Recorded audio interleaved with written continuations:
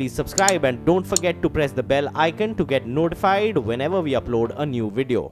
News flow coming through. There are comments coming in from PNB to the exchanges. So basically, SEBI has cautioned PNB, and the same is being notified now to exchanges. There are a couple of observations that have come in from SEBI. The first of them is that SEBI says there have been delays of between 1 to 6 days by PNB in making disclosures to the stock exchanges pertaining to the filing of reports or complaints with RBI and the CBI. Accordingly, they say PNB has not complied with certain regulations of SEBI which require these to be done. Additionally, they say PNB has not made any provision or disclosure with respect to a fraud of 280 crores in the financial statements for the quarter ended December 2017 and thereby not complied with Clause 1 of Part A of Schedule 4 with certain regulations of SEBI. That's not all.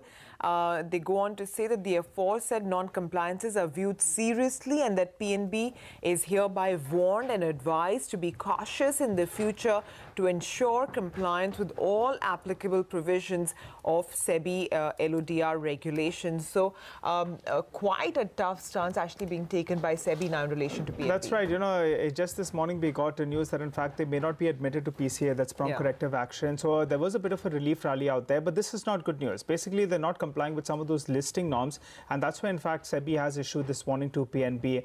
Those are the details that are up for you on the screen. There have been various delays, there are various provisions that they have not made, and that's why in fact the stock, after trading with some gains, has come off the high point of the day. Lata joins us as well in the studio to run us through her understanding of this. Lata.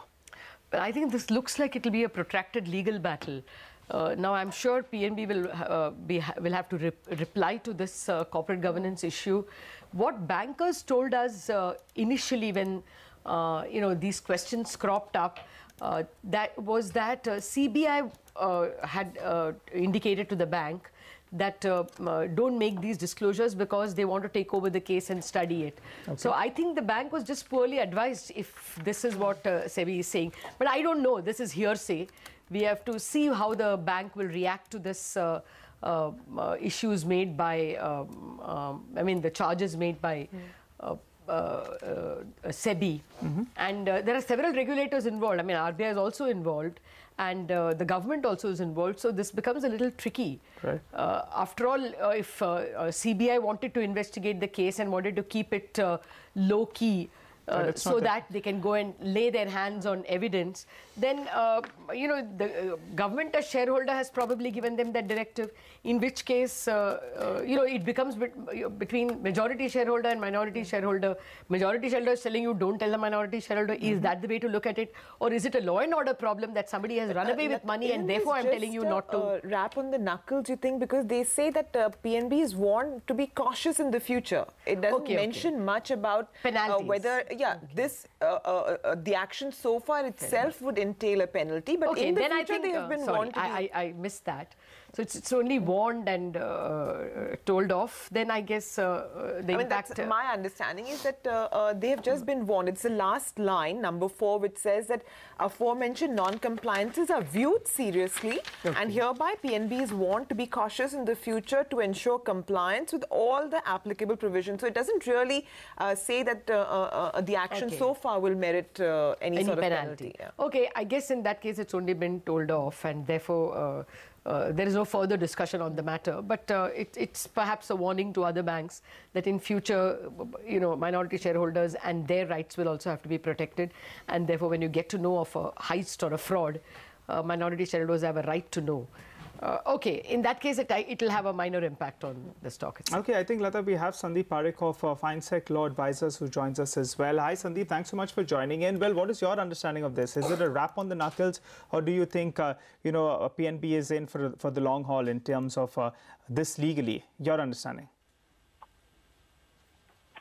So if you can just, if you can help me understand the facts. So basically, SEBI's given a warning for not disclosing the CDI rate, or they have warned PNB, they warned and advised them to be cautious in future to ensure compliance. They're basically saying that they have delayed various disclosures on various parameters.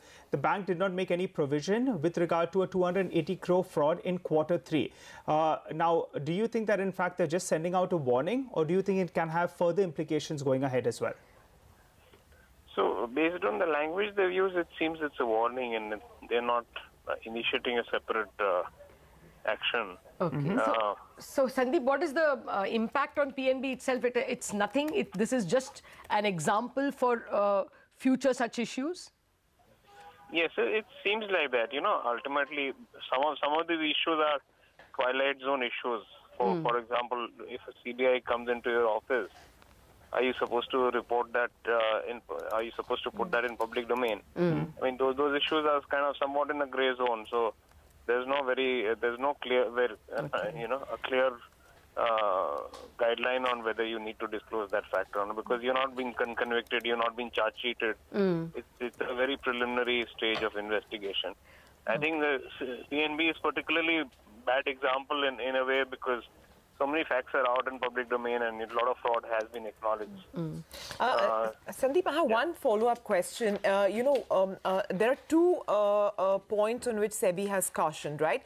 The first one, of course, is a delay, in which case they have not mentioned any specific case. It's a delay of 1 to 6 days on various accounts, right? The second is that they say PNB has not made any provision or disclosure with respect to a fraud of 280 crores in the financial statement. Now, this is a particular financial statement of the December quarter. Yeah. So they've told PNB that you discovered this and you didn't provide in that quarter, and you've showed it subsequently. So this becomes a particular case, right, which the SEBI has pointed out. Do you think on this itself there could be some legal bearing that may come to pass later on? Right. So this can become a bigger issue. Again, if you remember, Lata, you've done this whole show of the August circular of SEBI last day, right? Where the disclosures were being mandated. Yes. For all kinds divergences were mandated. And there was obviously having RBI kind of pushback and all that. I think so. SEBI is kind of pushing its. If you've seen the new proposal on amending the listing regulations, again, it's trying to improve the standards of recognition and disclosure for default. So I think they will probably push it on a systemic level. They may not go against PNB in this case, because right now, all the banks have taken a lot of liberties over the last 5-7 years in terms of the recognition of NPAs. They've been kind of kicking the can down the road. Okay, this is more like SEBI bearing its claws, as it were, on this issue, and more such warnings can come, right? That's the point you're making.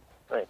All right. Thank you, Sandeep, for joining us with your quick take. No immediate damage to Punjab National Bank, but what Sandeep is pointing out is that exactly what Sumaira is saying, that henceforth, if there is an instance of a knowing default, which banks have not provided for, not just RBI, but SEBI will be proactively monitoring it. That's important, but I think Bajaj Finance is more important. Yeah, Bajaj Finance, in fact, they come out with a set of numbers. They're looking quite good. The NI number that we have is better. We have the net profit that's better, and the gross NPA number, in fact, has improved the percentage on a sequential basis. The last quarter was at around 1.68 approximately. The street would have been happy if it didn't go to 1.8%, or that's the poll that Abhishek threw up. And in fact, it's come in at sub 1.5%. So the asset quality as well has been maintained. The NI is better, I think, by around 50 to around 80 crores, and the net profit number as well. This will go down as a beat. The provision cover ratio. Yeah, that's 75%. Even that has increased to 75%, if I'm not mistaken.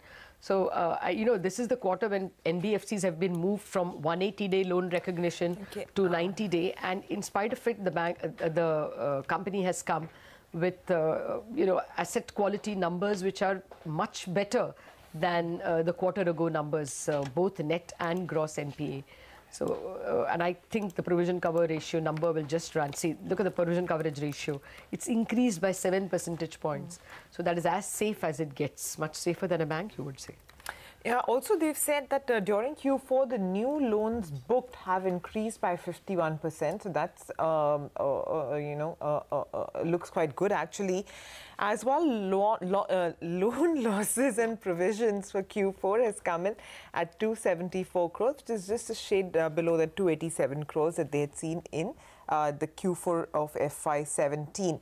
As well, assets under management have now grown to nearly 80,500 crore rupees from 60,000 as of March 2017. So as of the 31st of March, 50% growth in assets under growth in assets on a Y-on-Y basis. So that looks good as well. And in terms of more details, Nigel, you have anything more? No, that's that's precisely all the details that we have. I think even the number that just came up for you on the screen, the AUM growth, well, we are working with a number of around 35 to 40%. It's come at around 34%. So you can't really fault these numbers. Initially, we saw some kind of profit booking, but now the street is taking note of it. It's been a big outperformer, and the numbers are really justifying that. On all accounts, it's be it the NI, the asset quality, the net profit, as well as the AUM growth. A thumbs up for Bajaj Finance for the time being. Also more details in terms of this is the consolidated number, of course, that I'm talking about of Bajaj Fin and the housing company. Consumer lending has seen a 44% jump. Okay, so that is looking good, and that's of course the largest. These are year-on-year numbers, and we must remember that Bajaj Finance was the only company which proactively said in the demonetization quarter, which was the year-ago quarter, that they are going to curb lending. So, I mean, you should expect that they must have gone into a shell in the 2 demo quarters of October, December and Jan, March. And therefore, obviously, the year-on-year numbers look excellent.